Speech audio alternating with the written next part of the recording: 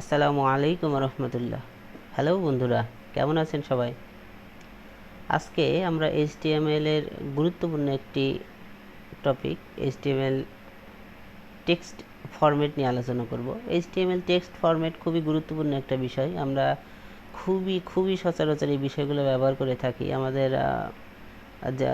যে কোনো প্রয়োজনে, অনলাইন অফলাইন সকল ক্ষেত্রে আমরা এরকম টেক্সট ফরম্যাটিং নিয়ে কাজ করে থাকি। তার ভিতরে আমি আপনাদের জন্য কিছু লিস্ট কালেক্ট করে রেখেছি। সেটা হলো বোল্ড, বিতে বোল্ড, বি একটা ট্যাগ, এর ভিতরে আপনি যেই টেক্সট দিবেন সেটাকে বোল্ড আকারে দেখাবে। দেখুন, আমরা অনেক সময় মাইক্রোসফট ওয়ার্ড, এক্সেল এইগুলোতে আমরা কি বোল্ডের একটা অপশন দেখতে পাই।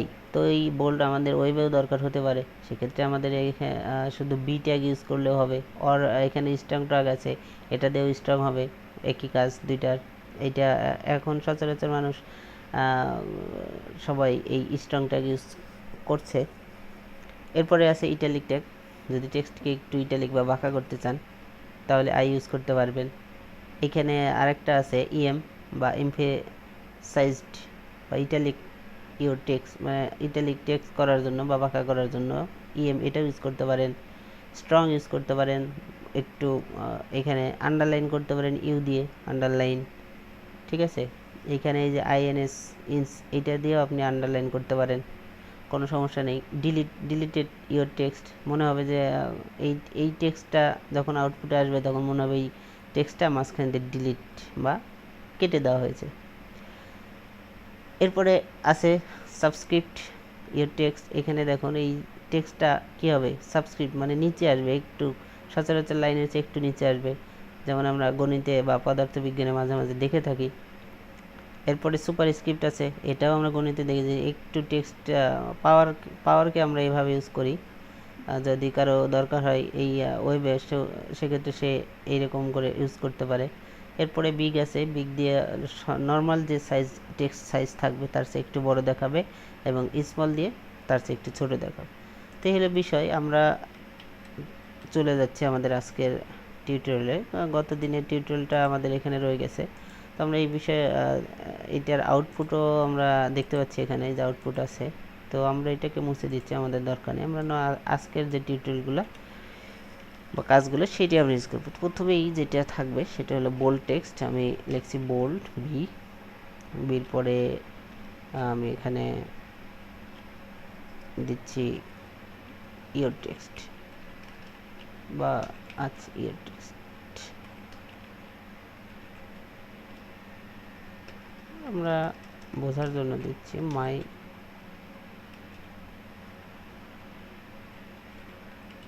ডামি টেক্সট, বোল্ড করলাম। এরপরে যেটা আছে, আমরা এই টেক্সটটুকু কপি করে রাখছি, এতবার বারবার দরকার নেই। আমরা আই দিতে পারি, আই দিয়ে ডামি টেক্সট দিলাম, এরপরে দিলাম। এরপরে আন্ডারলাইনের জন্য আমরা ইউ ইউজ করতে পারি, টেক্সট দিলাম, ইউ ক্লোজ করলাম। খেয়াল রাখতে হবে এখানে যে ট্যাগ শুরু করছি সেটাকেই আপনাকে শেষ করতে হবে। এইখানে এখন শুরু করলেন এইটা, এখন এইটা যদি আপনি এইখানে শেষ করেন তাহলে হবে না। ঠিক আছে, সো আপনি এই বিষয়টা মাথায় রাখতে হবে। এরপরে যেটা আমরা দেখেছি স্ট্রং, এর অল্টারনেট যে ট্যাগগুলো আছে আমরা সেটা নিয়ে একটু আলোচনা করি। স্ট্রং ট্যাগ, এখানে ট্যাগ থাকবে, এটা স্ট্রং। এরপরে ইএম ট্যাগ ছিল, সরি বন্ধনীতে দিতে হবে, টেক্সট ইএম। আরেকটা ছিল আইএনএস ইন্সপায়ার্ড, দিলাম আইএনএস। তো এইটার একটা সিম্পলি রেজাল্ট আমরা দেখে আসি। এখানে রিলোড দিলাম, খেয়াল করুন একসাথে এসেছে একই লাইনে, যেহেতু আমরা এখানে কোনো কিছু ইউজ করি নাই। তো আমরা এই লাইন খেয়াল করুন, একটা বিষয় অবশ্যই আপনারা বুঝতে পারেন যে আমি তো এখানে নিচে নিচে দিয়ে কাজ করেছি, একটার পর একটা নিচে নিচে সিরিয়ালাইজ তালিকাবদ্ধভাবে কাজ করেছি। তো এখানে কেন এভাবে এক লাইনে? তো এইটা বোঝার জন্য সেটা আপনি এখানে যতগুলো ইন্টার মারেন না কেন, এটা ব্রাউজার কখনোই ব্রাউজারে এটা কোনো ইফেক্ট পড়বে না। তো এইটাকে ইফেক্ট পড়ার জন্য যেটা করতে হবে সেটা হলো ব্রেক ইউজ করতে। বিআর মানে ব্রেক। খেয়াল করে নিন এইটার পরে যে এখন আপনি যে যাকে যাকে নিচে নামাতে চাইবেন তাকে তাকে ব্রেকের মাধ্যমে নিচে নিতে, একে নিলাম, একেও নিলাম। আমরা বোঝার সুবিধার্থে নিচে, এটা আমাদের না নিলেও চলবে, কোনো সমস্যা নেই। খেয়াল করুন এই যে এখন আমাদের এটা নিচে আছে। যদি দুইটা দেন, দুইটা ব্রেক ইউজ করেন, তাহলে কি হবে, দুইটা ব্রেকের কাজ করবে, ফাঁকা হবে। তো এই হলো বিষয়। ব্রেক নিয়ে আমরা আর ক্লাসের দরকার হবে না। ব্রেক সিম্পল একটা বিষয়। ব্রেক একটা ট্যাগ, যেই ট্যাগের কোনো ক্লোজিং ট্যাগ নেই, ঠিক আছে। এরকম আরও কিছু ট্যাগ আছে যেটা ট্যাগের ক্লোজিং ট্যাগ নেই, যেমন এই যে এইচআর, আপনি এখানে এইচআর যদি ইউজ করতেন, এইচআর মিনস একটা এই যে দেখেন দাগ, ঠিক আছে, হরিজেন্টাল রো বলতে পারি। তো এখন যে বিষয়টা আমি আলোচনা করছি, এইটা বিষয় হলো যে আমরা দেখুন এখানে বোল্ড টেক্সট, এটাকে আমরা বোল্ড টেক্সট, এটাকে ইটালিক টেক্সট, আর এটা আন্ডারলাইন। সেমভাবে এইটা দেখুন বোল্ড টেক্সট, ইটালিক টেক্সট, আর হলো আন্ডারলাইন টেক্সট। এখন আমরা যে বিষয়গুলো আরও দেখেছিলাম এই বিষয়গুলো একবার চোখ বুলিয়ে নিই। দেখুন এখানে মার্ক আছে, এরপরে সাবস্ক্রিপ্ট আছে, সুপারস্ক্রিপ্ট। তা আমি যেটা করব সেটা আমি একটা বিয়ারি নিচ্ছি, মার্ক, সরি, মাই ডামি টেক্সট, মার্ক, এরপরে এসইউবি সাবস্ক্রিপ্ট, মাই। সাবস্ক্রিপ্টের ক্ষেত্রে আপনাকে যেটা করতে হবে সেটা হলো মাই ডামি টেক্সট নিতে হবে, এবং এখানে আপনি সাব নিতে পারেন। সাব মানে সাবস্ক্রিপ্ট, সাব টেক্সট নামে আমার একটা টেক্সট থাকবে যেটা নিচে দেখাবে কি এসইউপি। এইটা নর্মালি আর একটা আমরা এখন নিব সুপার স্ক্রিপ্টের জন্য, মাই ডামি টেক্সট, এখানে এসইউপি, আমি এসইউপি টেক্সট নিচ্ছি, এসইউপি। তো এই বিষয়ে দুইটা বিষয় আমরা একটু দেখে আসি, দুইটা না, এখানে মার্ক এবং ডিলিটের কাজটাও করে নেই, একবারে হয়ে যাবে ডিএল মাই ডামি টেক্সট ডিএল, ঠিক আছে, সরি। তো আমাদের হয়ে গেল। আমরা একটু বিষয়টা দেখি, এখানে রিলোড দিচ্ছি, খেয়াল করুন আমি যখন ডিলিট ডিএল এটা ইউজ করেছি, এইটা এখানে দেখুন, এখানে মনে হচ্ছে যে আমরা এই লাইনটা কেটে দিয়েছি।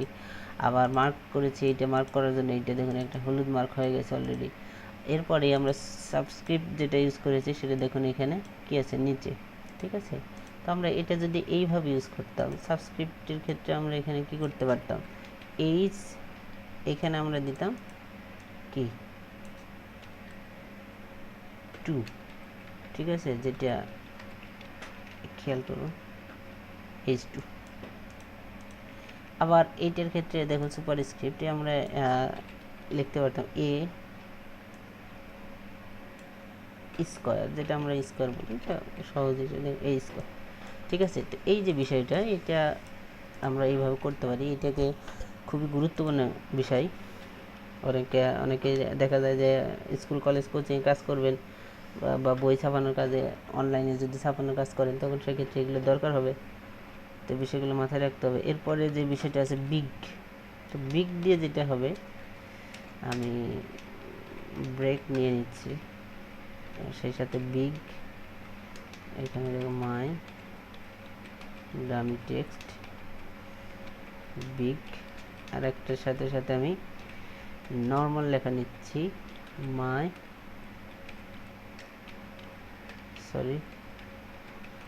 Dummy text. এখানে আমি ব্রেক নিয়ে নিচ্ছি, আমি বোঝানোর জন্য নিচ্ছি যে আসলে নর্মাল লেখা কেমন হবে এবং বিগ লেখা কেমন হবে, স্মল লেখা কেমন হবে, সেই বিষয়টা বোঝানোর জন্য আমি মাঝখানে একটা নর্মাল টেক্সট নিয়ে নিয়েছি। তো খেয়াল করুন এই যে দেখুন, এইটা আমাদের কি টেক্সট, নর্মাল টেক্সট। বিগ দিয়ে আমরা কি পেয়েছি, এর চেয়ে একটু বড়, আর স্মল দিয়ে এইটা একটু ছোট। তো আমি আশা করছি যে আপনাদেরকে বোঝাতে সক্ষম হয়েছে। যদি বুঝতে না পারেন অবশ্যই কমেন্টসে জানাবেন, যতটুকু সম্ভব আমি চেষ্টা করবো আপনাদের কমেন্টসে রিপ্লাই দেওয়ার। তো আজকে এ পর্যন্তই, ধন্যবাদ সবাইকে, আসসালামু আলাইকুম।